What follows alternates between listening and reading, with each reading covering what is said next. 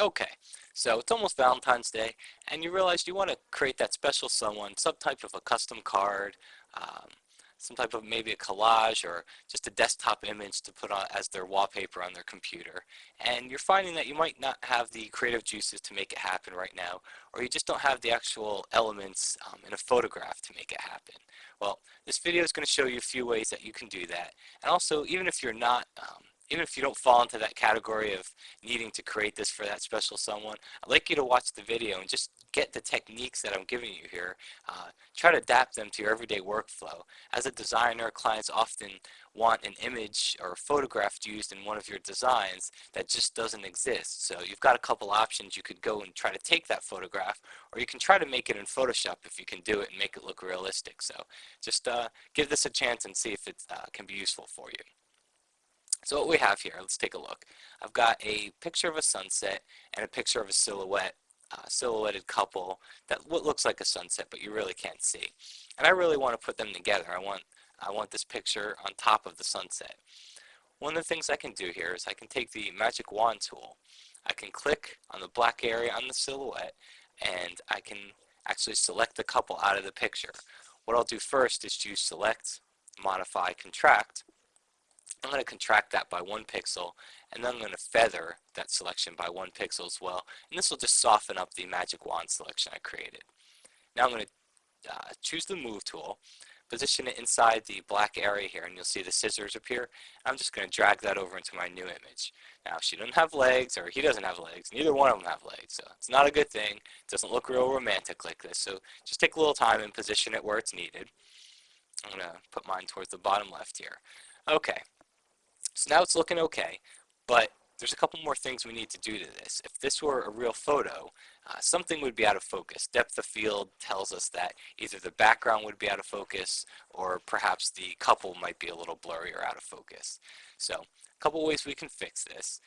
First way is I'll blur the background, and I'm going to create a new channel in my channels palette. I'm going to select the gradient tool.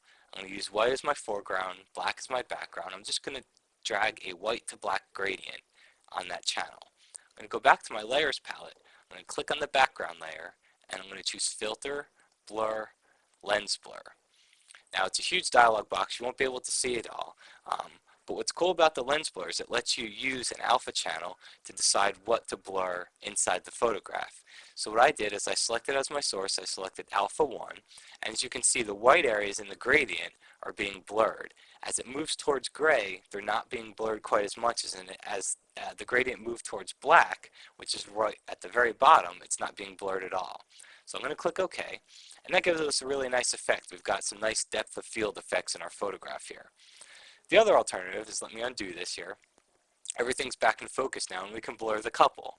So again, I'm going to give that a blur. I'm going to choose Filter, Blur, Gaussian Blur, and I'm going to blur the couple with somewhere between 3 to 5 pixel blur. You don't want to go too high, up to 7 or 8, because you'll begin to degrade the silhouette. So I'm going to stick right around 3 pixels for my blur. And I'm going to click OK. And again, this really depends on the size and the dimensions of your photograph too, and the resolution. So just experiment with that setting. Click OK. And now I've got a nice photograph of the silhouette in front of the sunset here. So hopefully that works for you. The last thing I wanted to show you is sometimes it's not always going to work. Sometimes you won't have an image that's got a perfect silhouette in it like I did. If that happens, it's not a bad thing. It just means you need to spend a little bit more time selecting. So open up your image, and you can either use the pen tool, and I could trace around this. You can use the magic wand tool to try to get a good selection. The magnetic lasso tool also works very well. As you can see here, I'm already getting a good selection right along the back there. So there's a few ways that you can select that couple out of the picture, fill it with black, and move it over as your silhouette into your real image. So hope you enjoyed the tip, and we'll see you next time. Thanks.